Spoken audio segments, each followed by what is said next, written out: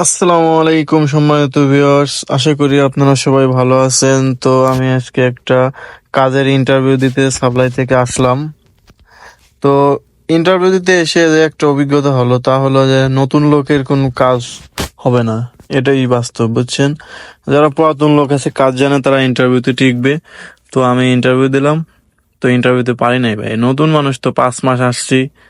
আর আমার পাশে যে ভাইটা, এও 7-8 মাস কিন্তু হেল্পারে কাজ করছে। তো এর জন্য এই টেডে ইন্টারভিউ দিতে সেও ফেল করছে। তো এখন আরো ইন্টারভিউ চলতেছে, অনেক লোকজন আছে এখন। ওইখানে সবাই ইন্টারভিউ দেওয়া শেষ হলে তারপরে গাড়ি দেবে, তখন আমরা আবার ব্যাকে চলে আসব। তো যারা সৌদি আরব আসতে যাচ্ছেন তারা অবশ্যই কাজ শিখে আসবেন, কাজ শিখা ছাড়া আসবেন না কেউ। হ্যাঁ, যে ওইখানে যা কাজ শিখবো, সৌদি আরবে যা কাজ শিখবো, এরকম ধান্দা থাকলে ভাই আসার দরকার নাই।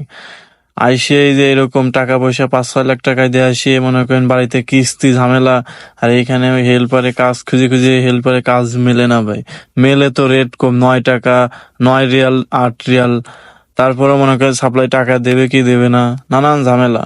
এজন্য ভাই কাজ শিখে আসেন, হিন্দি শিখে আসেন, আরবি কিছুটা শিখে আসেন। বিশেষ করে হিন্দি না শিখলেও আপনাকে আরবি না শিখলেও হিন্দিটা পুরোপুরি শিখতে হবে। দেখতে পাচ্ছেন এইভাবে লাইনে দাঁড়াইতে হবে, একজন একজনকে ডাক দিয়ে ইন্টারভিউ নেবে। তো এটা হলো কাউসার মামা, আমরা সবাই একসাথেই থাকি। তো তার লাইন চলতেছে, একটু পরেই তাদেরকে ডাকবে। দেখেন কত মানুষ, অনেক মানুষ, প্রচুর মানুষ। এত মানুষের মধ্যে নেবে যদি 10 জন নেয়, তাহলে ইন্টারভিউ দেয় হলো আপনার 100 জন, এরকম পরিবেশ। এজন্য বলে, যারা সৌদি আরব নতুন আসবেন তারা কাজ শিখে অবশ্যই আসবেন ভাই। কাজ না শিখে সৌদি আরব আসার দরকার নাই। অনেক মানুষ ভাই আছে খাবার দাবারও ঠিক মতো পাচ্ছে না। দালাল যদি ভালো হয় তাহলে ভালো, আর যদি খারাপ হয় তাহলে তো মনে করেন যে বাসা থেকে টাকা নিয়ে এসে খাইতে হবে। দেখেন ইন্টারভিউ দিতে আসে মুখের কি অবস্থা বানায় ফেললাম। প্রচুর লোক, অফুরন্ত লোক ভাই, লোকের কোনো শেষ নাই। শুধু মানুষ আর মানুষ আর মানুষ, অনেক মানুষ ইন্টারভিউ দিতে আসছে। এজন্য বলে ভাই, যারা নতুন আসবেন তারা অবশ্যই কাজ শিখে আসবেন, ভাষা শিখে আসবেন। তাহলে সৌদি আরব আপনার কামের অভাব হবে না। আর আত্মীয় স্বজন থাকলে ভালো হয়, কাজ কামে ঢোকা সহজ হয়, টাকা পাওয়া মানে লেট হয় না, বা টাকা মাস যাওয়ার সম্ভাবনা কম থাকে। এজন্যই বলি, আত্মীয় স্বজন যদি থাকে তাহলে মিডিল ইস্টের যে কোনো কান্ট্রিতে আসতে পারেন। দুবাই, সৌদি আরব, কাতার, কুয়েত, বাহরাইন, আরো অন্যান্য কান্ট্রি গুলো আছে।